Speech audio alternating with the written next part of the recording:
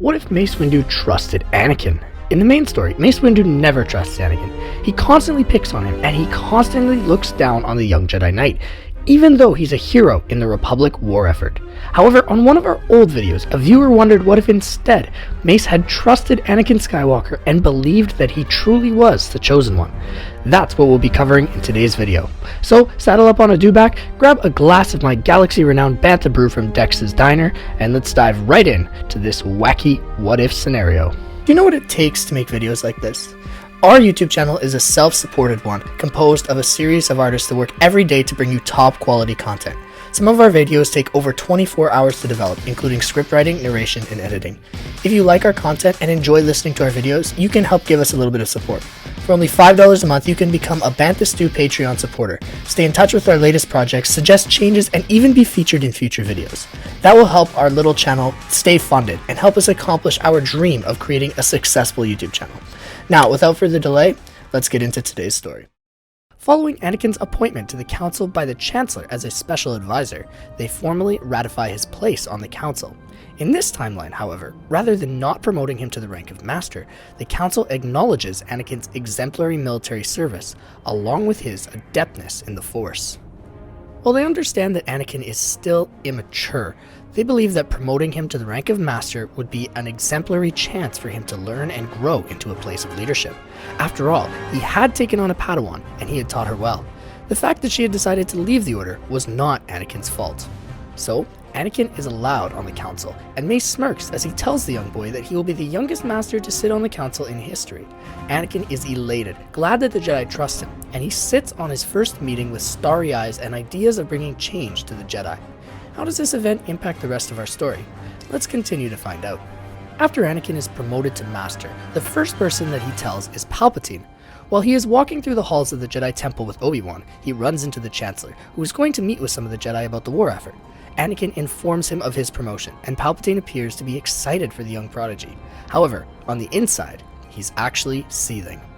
He knows now that Anakin had rebuilt his trust in the Order, and that getting him to turn would be far more difficult. He would have to shift his strategy, especially knowing that Anakin now had access to the forbidden archives of the temple. Those archives contain the powers that Palpatine wanted to seduce Anakin to the Sith with, and now, the Dark Lord would have far less leverage than before. He would have to rethink his strategy with the young general. As soon as Anakin gets the chance to, he begins searching through the forbidden texts of the Jedi archives. Jocasta Nu, knowing that Anakin was now a master, welcomes him with open arms, but she advises him to be careful while sifting through the dark side texts. Some of the content was quite disturbing, according to the old bookkeeper, and she tells Anakin that some of the most powerful masters in the Order had been driven mad by what they had laid eyes upon. Anakin, believing himself to be above such corruption, immediately enters the texts, looking for anything about how he could save Padme from dying. He sees many gruesome Sith rituals, and he is incredibly disturbed by some of the practices from the days of old. Anakin reads about how Lord Vitiate had sucked the souls of countless people in order to maintain his own life force, and he is greatly distressed. By the way, we actually have Lord Vitiate in our Discord server, so you guys should go and pop in, join us, and maybe even say hello to him. He's actually a really nice guy. Anyway, back to the video. Was this the type of thing that Palpatine had been speaking of when he had told Anakin about Darth Plagueis the Wise? If so, how did the Chancellor have knowledge of such things? Anakin's spidey senses begin to tingle, and he closes the text that he was reading. Immediately, Anakin goes to speak with Master Windu, who is still on Coruscant. Obi-Wan had gone to Utapau, and Yoda is on Kashyyyk. He tells Windu about the strange story that Palpatine had told him at the opera. This greatly concerned the seasoned Jedi. How could the Chancellor possess such knowledge of the Force? Perhaps he'd simply made this tale up. Yet, that begged the question of why? Why would Palpatine recount such a bizarre story to Anakin? Mace is greatly concerned by these recent developments, and he tells Anakin that they should go together to ask the Chancellor about his knowledge in the Force. When the pair of Jedi stop by Palpatine's office, he doesn't seem surprised. He asks Windu if he's heard of Obi-Wan's defeat of Grievous on Utapau. Windu nods and said they had just got out of a meeting where that subject had been discussed, and that he looked forward to seeing the end of the war come to fruition. Palpatine says that he hoped the Jedi would abdicate their war powers, and Mace gives him a small side-eye, saying that he also hoped that Palpatine would give his emergency powers up in the Senate. To this, Palpatine says that he will, if that's what the Republic would want. After all, they did live in a democracy, which is something that, according to Palpatine, the Jedi seem to miss sometimes. Mace states that he believes in the principles of the Republic and that he wouldn't ever try to tear it down for his own gain. Palpatine argues that perhaps the Jedi have too much power for their own good, and that they should remove themselves from government affairs. They exerted undue influence over a secular government, and Palpatine says that the people of the Republic seem to finally be seeing that with all of the protests against him that had broken out since the beginning of the Clone Wars. Sensing an escalation in this conversation, Anakin reminds Mace why they had come to speak with Palpatine. Anakin asks the Chancellor where he had obtained such knowledge of the Force, and he also asks why he knew the ways of the Sith. Palpatine merely smiles, asking if it is a crime to understand the Force from a scholarly perspective. Mace states that it's odd that he would tell Anakin about the dark side, especially since such teachings were forbidden in the Order. Palpatine remarks that perhaps they should expand their field of vision and embrace a larger scope of abilities that the Force could provide. After all, the dark side was the pathway to many abilities that some considered to be unnatural. Anakin senses something off about this situation, and he can feel Mace's elevated tension through the Force. The normally calm Jedi Master was becoming agitated. Palpatine remarks that it's important for a politician to understand the workings of the galaxy, especially in terms of galactic history. Many Sith had ruled the galaxy in the past, and the Republic had been usurped by plenty who thought like them as well. Just as Palpatine had studied the nihil threats of the High Republic, so too did he study the Sith. Anakin thanks Palpatine for his insights, and he tells Mace that they should probably be going, as he plans to greet Obi-Wan when he returns from Utapau. The pair exit the office, and Palpatine has no reason to execute Order 66. Once again, he would have to be patient. With news of Grievous's death, along with Obi-Wan's return to Coruscant, the Separatist military leadership is fractured. In a public display for the citizens of the Republic, both Obi-Wan and Anakin are given medals for their respective roles in the demise of Dooku and Grievous. Everyone is happy, and Anakin asks Obi-Wan if they can continue training together when they're not commanding military forces. Obi-Wan says that he would be honored, and he agrees to try and learn the elusive power of Force judgment with Anakin, who had discovered it while pursuing the forbidden literature in the section of the temple. In addition, for some peculiar reason, the Separatist Parliament continues to battle on. Additionally, because they have more of a motivation to squash the Republic now, they up their droid production to overwhelm the clones. The Jedi are taken off guard by this move. They had anticipated that the Confederacy would give up with the death of their top military general. Instead, the tactical droids and Neimoidian commanders of the Trade Federation vessels continue to push the Confederacy's military forward. Because of this continued push, Palpatine requests that the Senate extend his emergency powers for a longer period, which they agree to. With these executive powers, Palpatine signs another contract with the Kaminoans to continue clone production. After all, the Separatists continue to push forward with the war. Why wouldn't the Republic continue supporting their own offensive? During this time, Anakin leads the 501st on many other offensives against the encroaching Separatist forces. His tactics continue to be galaxy-renowned, and the 501st respects Anakin immensely. Rex and Anakin are a power duo, and they continue to liberate worlds which were forcibly occupied by the massive droid army that's sweeping across the galaxy. Simply due to numbers, sometimes the clone forces lose. However, many of the tactical droids are unable to predict the bizarre yet effective tactics that General Skywalker uses. Even when his forces lose battles, they still deal sizable damage to whatever Separatist forces that they're dealing with. Obi-Wan, Windu, Yoda, and other members of the Council continue commanding troops as well, but they are not as well known as Anakin. He becomes the face of the Republic war movement, along with Obi-Wan for his actions on Utapau. Palpatine continues to transform the Republic into a military-industrial state. Propaganda circulates more than ever before as officers graduate from the Academy who are specialized in information warfare. Civilian volunteer forces continue to ramp up, and the idea of conscription in the mid-rim loyalist worlds is even floated in the Senate. Some senators see Palpatine's perversion of democracy for the sake of maintaining a bloody conflict, and they fight against his efforts. Padme, while remaining a close friend of the Chancellor, believes that he has been given far too much power. She advocates that an investigative committee be launched into the validity of his actions, and she is voted down. When Palpatine introduces a proposition for legislation that would officially ban term limits due to the fact that he's become an incredibly popular leader throughout the Republic, some senators give him a second glance.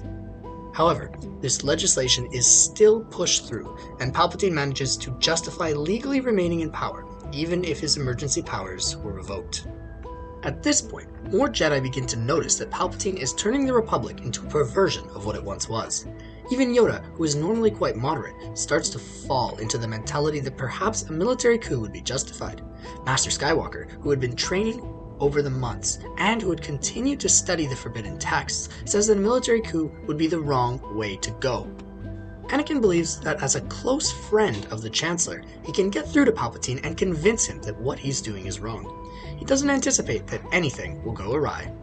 One concern that Anakin has as he goes to the Chancellor is his children. As the months had stretched on, Padme had begun to show her baby bump more and more. At the moment, she had gone on indefinite leave to rest on Naboo. However, Anakin is still plagued with dreams. He knows that he has to be able to save her. On the other hand, though, during the past few months of the war, Anakin had been reading about the ancient ability of Force healing, and he knew that if Padme was to come to the verge of death, that he would have the skills to defuse the situation, and that he could save her by using the light side. Anakin, now having the trust of the Council, is far more confident in his abilities. While he disagrees with them on many issues, he also knows that they have the best intentions for the galaxy at large. When Anakin reaches Palpatine's office, he is welcomed warmly by the Chancellor. Anakin enters and he asks the Chancellor calmly why he insisted on diluting the institutions of democracy that the Republic had upheld for thousands of years. Palpatine argues that this is what the people wanted, and that he was only trying to preserve security within the boundaries of the Republic. He also tells Anakin that he thinks the Republic is corrupt, and under his leadership, once the war concluded, Palpatine would resolve this corruption. Anakin asks why he doesn't simply just allow the courts to do their job, as surely they would weed out the senators and bureaucrats that conducted themselves immorally. Palpatine laughs, telling the young Skywalker that he had been spending far too much time around Padme lately, and admiring his idealism. At this, Anakin gives Palpatine a little bit of a side-eye. He remarks that surely, preserving and reinforcing the systems that had worked for millennia would be better than tearing them all down. Palpatine says that this war had already torn the Republic apart, and that something new needed to rise in its place. Something safe. Something secure. Something powerful. And he would be at its head. Anakin feels his stomach begin to sink into his toes. Everything was finally starting to click. The Jedi had been correct. Palpatine was trying to destroy the Republic. And even worse, he had knowledge of the dark side. Perhaps he was indeed a Sith Lord after all, the one that the Jedi had been looking for all of these years since the start of the prolonged conflict. Anakin shakes his head, baffled that he hadn't been able to notice before. He steps back, horrified, as now he could see what pure code of evil was emanating from Palpatine. The shroud had been lifted, and Anakin could see the truth that had been revealed to Obi-Wan all of those years ago by Dooku, the truth that had been eluding the top masters of the Order for years, the truth that had permeated the fabric of galactic politics for the past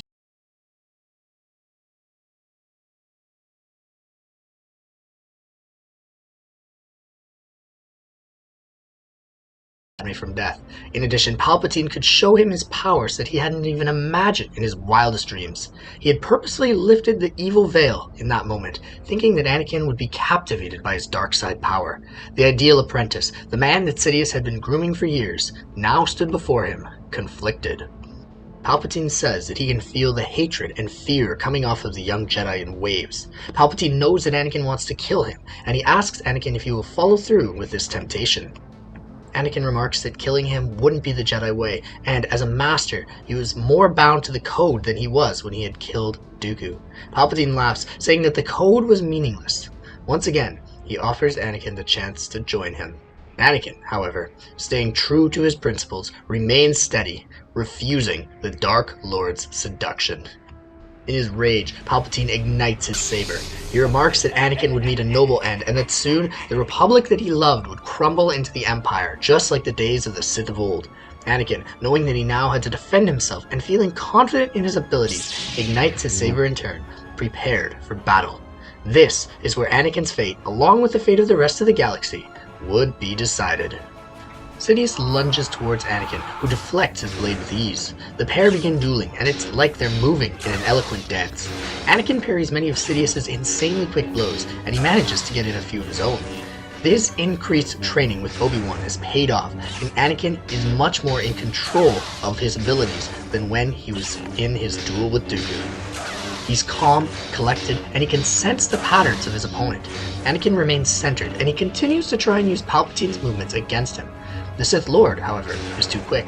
He manages to nick Anakin with a close blow to his chest, searing his robes and leaving a small mark. Anakin focuses momentarily, and he blinds himself to the pain by using the Force. While Anakin is an incredible duelist, Palpatine is better. Having mastered all of the lightsaber combat forms, he's too unpredictable for Anakin. He knocks Anakin's saber from his hands, and the young Jedi looks back at Sidious, determined not to lose to the Sith mastermind. He force pushes Sidious backwards, just like Yoda did in Revenge of the Sith, which catches Palpatine off guard. After this, Anakin takes a moment to unleash a swath of Force judgment on Sidious, careful to only channel it with his non-mechanical hand. Sidious laughs, and he absorbs it with his dark side powers. In this instant, Mace Windu bursts in alongside Yoda, Obi-Wan, Plo Koon, Kit Fisto, Aegon Collar, and Ki-Adi-Mundi, all of whom were taking breaks on Coruscant following heavy campaigns in the Outer Rim. Mace remarks that he had sensed Anakin was in trouble, and he had assembled all of the Jedi Council members that he could find while he was running through the temple to get to Anakin. Anakin's stream of Force judgment intensifies, and the other Jedi come to his aid. Each of them close their eyes and extend their hands, using the ancient art of battle meditation to try and strengthen Skywalker while simultaneously weakening the Dark Lord. While Sidious is strong, the power of all of the Jedi here combined does slightly catch him off guard. Sidious is momentarily destabilized, and Anakin manages to push him with Force judgment.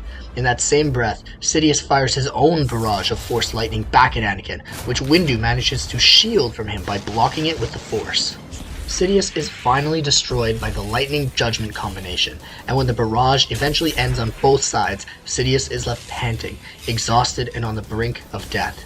Anakin towers above the old politician, looking down at him with icy eyes. He then coldly tells the Chancellor that he's under arrest. The Jedi proceed to take Sidious to the detainment rooms in the Jedi Temple. Sidious pleads with Anakin just to kill him, but the Chosen One refuses. As a master, he sticks by his principles, and he continues to follow his code. Palpatine is thrown in prison, and Yoda briefs the Senate on what had transpired the next day. To many senators, it appeared as though the Jedi had conducted a military coup. Those who support Palpatine decry their actions, stating that the Jedi had acted treasonously. In contrast, however, Mon Mothma argues that the Jedi had acted in self-defense. However, her voice is drowned out by the countless others who don't believe the Jedi testimony, especially since Palpatine had been subtly placing seeds of doubt in the Order throughout the minds of many senators during the war. Ultimately, it is deemed by the Senate and by the courts that Anakin had once protected that these council members had acted out of turn. They brought a legitimately elected wartime leader close to death, and they had proceeded to try and play it off to the Senate as self-defense. Many of the senators don't believe Anakin's claims that Palpatine is a Sith, and they don't even care when the security footage comes out incriminating him. To them, it appears that Anakin had initiated things. So, the Jedi are arrested by Tarkin and the Coruscant Guard, and the clones march to the temple to liberate Palpatine for their illegal custody after his session of the Senate, by order of Maestria Media, who is the interim chancellor. Naturally, the de facto leaders of the council following the arrest of all the prominent members resist, and a battle ensues between the clone legions and the Jedi, with Tarkin presiding over the raid. The military commander has no mercy, even when the Jedi surrender. Having never been fond of the Order, he takes every opportunity that he has to label them all as traitors and mow them down for their actions. However, he does spare the younglings, believing that they could be valuable assets to the Republic, and to Palpatine in the future. The Chancellor is liberated, and he is placed under extensive medical supervision. However, he is pleased. Despite not attracting his apprentice, the balance had once again fallen to the dark side. In addition, he is still in control of the galaxy. In the end, all of the Jedi Council members are imprisoned. Padme has her children with no complications, and she returns to the Senate to fight for her people who are still suffering under Palpatine's shadow, with the continuation of the Clone Wars. The Separatists, while continuing to be outmanned and outgunned, keep fighting. So, the Republic continues to militarize, and Palpatine's rule seems more and more like a dictatorship. The clones who had once been under Anakin's command question the imprisonment of the Jedi, and they're ultimately shut down. Seeds of doubt are sown in their minds, though, and they wonder what truly happened on that fateful day in the Chancellor's office. While Anakin sits in prison, frustrated and grieving, he watches as Palpatine tries to groom his children through the Imperial school system, along with the Junior Senator program on Coruscant. He also uses his adeptness in Force healing, which he learned over the years as a master, to try and heal the wound that Palpatine had given him.